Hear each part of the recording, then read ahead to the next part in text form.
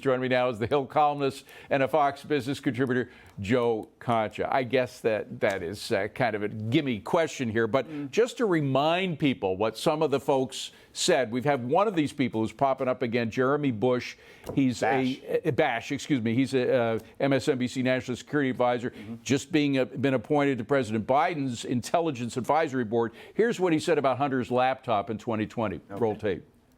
This looks like Russian intelligence. This walks like Russian intelligence. This talks like Russian intelligence. This effort by Rudy Giuliani and the New York Post and Steve Bannon to cook up supposed dirt on Joe Biden looks like a classic Russian playbook disinformation campaign. Go. How does he know that at that moment in October of 2020 after the New York Post story broke? It has to be Russian disinformation. Oh, you've seen the laptop. You've looked at the emails. How do you come to that conclusion? How do 51 intelligence officers, former intelligence officers, come to that conclusion? Remember, David, who we're talking about here. Let's see. There's John Brennan. Who was he? The CIA director. Then went to MSNBC and NBC. How about James Clapper? Oh, yeah, he went to CNN. Peter Strzok, the guy who talked about insurance policies. We're going to make sure that Donald Trump doesn't get elected.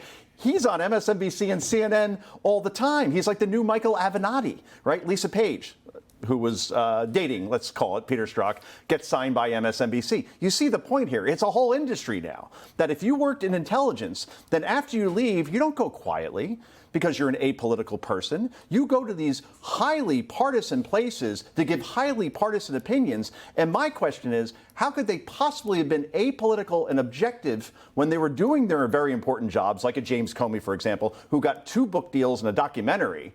How did he do his job fairly when you see the way he speaks and the way he acts and all of these intelligence officers, the way they speak and act now that they're on television? And how do they reappear with a track record like they have, discrediting information that turned out to be true and crediting information that turned out not to be true? I mean, how, with a track record like that, how do they have a new generation with this Mar-a-Lago story? That's the thing, right? If you're Strzok, for example, and you're talking about, or Andrew McCabe.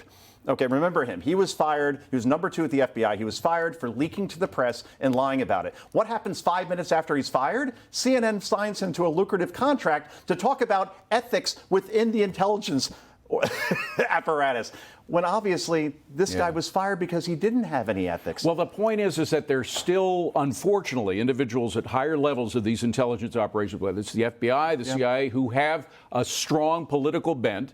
And that leads to their opinions, which in fact, what Mark Zuckerberg was saying about being approached by the FBI, that we're going to have this bombshell come out, but don't believe it, it's Russian disinformation. Clearly, they were talking about the Hunter Biden laptop. So those kind of people are still in these agencies pushing this stuff to MSNBC and CNN and the others. Again, in October 2020, how did the FBI conduct a comprehensive investigation into Hunter Biden's laptop, come to a conclusion so quickly that they go to Mark Zuckerberg to say, you shouldn't run this story? Since when is it the role of the FBI to go to social media giants to tell them what is news and what is not news? Did they run to Facebook when a story came out about Russian bounties on U.S. troops and Donald Trump is ignoring it because he's a pawn for Putin? No, of course they didn't. It's selective, therefore it's biased. And again, we're not talking about the agents that do the tough work, that put their lives on the line. But at the top, it has been politicized and it's been weaponized. Well, David. Meanwhile, aren't viewers running away from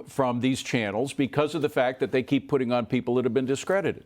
One would think so, right? I mean, Peter Strzok. You look at the ratings and they've gone down. Oh, completely. This is like Jack Kevorkian teaching the Heimlich maneuver. Like, are you really going to believe that Dr. Death is going to tell you how to save lives? It's the same thing. These folks are on here, and this is the best you can do as far as intelligence officers and talking about ethics in these industries. It's incredible. Well, you have people like John Malone, who now have tremendous influence with CNN, that want to kind of straighten out a lot of what's been going on there. Do you think they'll succeed, or like the FBI, is it just too deep? So John Malone, Liberty Media, has been in this business for decades. And all he said a couple of months ago is, I'd like to see CNN go back to more journalism and less opinion. And then its senior media correspondent, and Brian Stelter, had a real problem with this and said John Malone has no idea what he's talking about, and then would run to reporters off the record and bash the network. He was a cancer within that organization and had to be removed. If you're wondering why Brian Stelter had to be fired, if you start bashing the bosses and say they don't know what they're talking about, you're not going to be in a job for very long, right? So,